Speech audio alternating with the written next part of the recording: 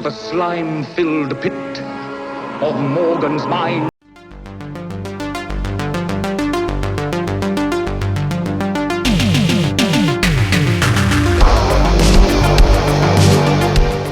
We are talking Merlin and the Sword from 1983, and this one is directed by Clive Donner, also known as Arthur the King. And this one's got a pretty good cast. You've got Malcolm McDowell as King Arthur, Candice Bergen as Morgan le Fay, Edward Woodward as Merlin. You've also got Rupert Everett as Lancelot. You've got Liam Neeson. You've got Michael Gough. A number of other kind of familiar faces as well. So a pretty decent cast, really, in this kind of strange retelling of the King Arthur legend. So effectively, this is kind of like a truncated version of the Camelot legend, so to speak. It has this odd framing device. Effectively, we have this American tourist who goes to Stonehenge in modern times being early 80s, of course. And when she's there, she falls through a hole in the ground and ends up in a cave where Merlin is kind of been trapped for the last 1,000 years with his lover. And they basically kind of recount the story of the Camelot. And within that, you've got, of course, you know, the betrayal from Mordred and Morgan le Fay.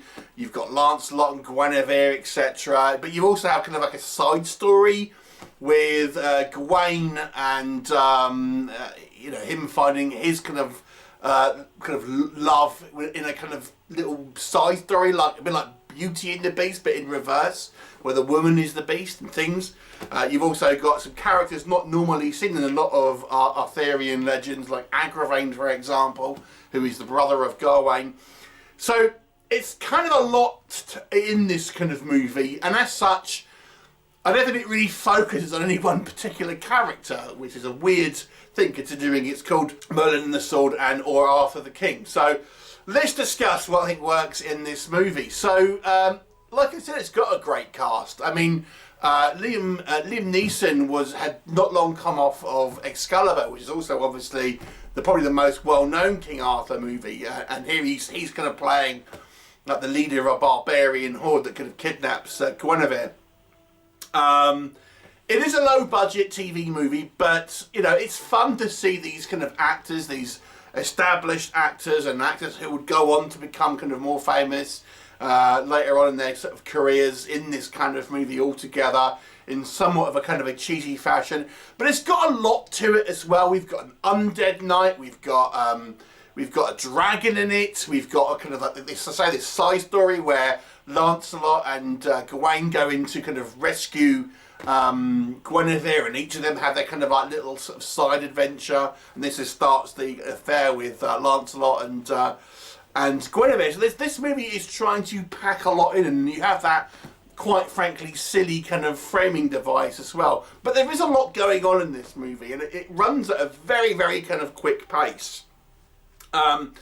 Now, despite it being obviously a low-budget movie, like I said, it does actually have some elements that are not normally seen in other kind of Arthurian legends. There are things like the kind of like the Gawain character, who, you know, he's notable for the Green Knight sort of story, but less so of this one, where he kind of meets this this woman who has the face of a pig, but ultimately kind of sort of falls in love with her, and his kind of relationship with his brother Agravain, who is kind of a knight of the round table, but is more kind of like siding with Mordred and things like this. So there are elements here that I feel get a little bit more exposure than some other kind of versions of the Arthurian legend. I mean, it's such a massive kind of cast of characters. You can be somewhat forgiving for not always focusing on, you know, everyone. I always thought that you got a whole round table of knights, but we really don't know much about many of them, to be honest, in most kind of media. But it is kind of fun to see it, and like I said, there are some, despite its obviously made for TV look, there are a couple of kind of fun sequences, and it's kind of filmed in some kind of quite good locations and things like that. So we have kind of like you know, castle backdrops and things, and kind of forestry and all that kind of stuff. And I've got to say, Edward Woodward is probably the best actor in this movie in regards to his performance. It's a very kind of like shouty Merlin. I was never a fan of Nicole Williams in Excalibur, to be honest. It's the one part of Excalibur where I really felt it fell down. But I prefer Edward Woodward, of course, notable for his role as the Equalizer, really. But he's quite a good Merlin, I have to say, despite it being a little bit of a kind of a cheesy script. But let's talk about the cheesy script, because this is one of these. It's a very silly movie. It's a daft film. The framing device is cringy, with this kind of American female tourist who seems to like be a massive fangirl of the Arthurian legend, but just kind of like breezes over the kind of the portrayal of Lancelot and kind of Guinevere and stuff. Oh, don't worry about that. Nah, it's fine. Yeah, it's an unnecessary framing device. To be honest with you, I think the movie could have benefited from expanding certain other plot points and just not having that. I just did not think it added anything to the story, to be honest. And instead, what we do get is some very quick, you know, quick story points that are just kind of breezed over, like the kind of the Lancelot and Guinevere kind of romance. It really is very much on the back burner.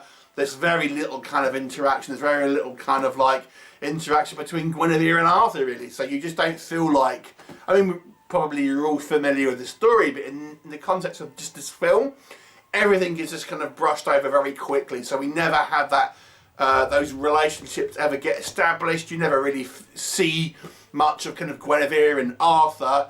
So their relationship just feels like we're just going off the legends, and you know, Arthur's relationship with Lancelot, etc. It's just kind of brushed over, to be honest.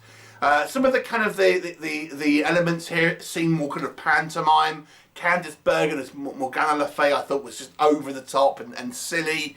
And for some reason, although I quite enjoyed these little side adventures with Gawain and stuff, I didn't really, again, it didn't seem pertinent to the actual plot, because it's just kind of like making the other plot elements just seem very, very kind of truncated. I actually was quite interested in that plot, but if you look at it more critically and kind of as a sort of as how it looks in the film, again, it's just trying to do too much. That to me would have been its own story, if that makes sense. So the movie is just a little bit of a kind of a jumble. You know, the fight scenes aren't particularly kind of well choreographed. The acting is a mixed bag. Like I said, I quite liked Edward Woodward's somewhat over theatrical version of Merlin, admittedly. Other actors here, including Liam Neeson, are not particularly strong, I have to say. And, you know, it ends up being, as I say, it looks like a kind of pantomime much of the time. Some of the VFX here are a little bit kind of like, oof, you know, the Aaran Dead Knight, which is clearly a guy with like a fake, like, head above his kind of shoulders and stuff.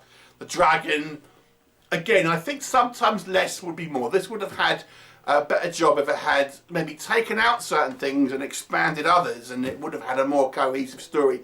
Maybe, you know, you might not have had so many kind of pokers in the fire, so to speak, but I think it may have been more cohesive. But it's an oddity. It's kind of like, it's notable, I would say, for having at least some elements that you don't see as often as others. I'll give it a 4 out of 10. It's not an enjoyable movie, and it is very fast paced because it's trying to cram so much in. And, you know, I like Edward, but ultimately it is somewhat of a cheese fest. 4 out of 10. Have you seen this version of the Arthurian legend? What did you think of it? Please do let me know, and I'll look forward to seeing you next time. Bye for now.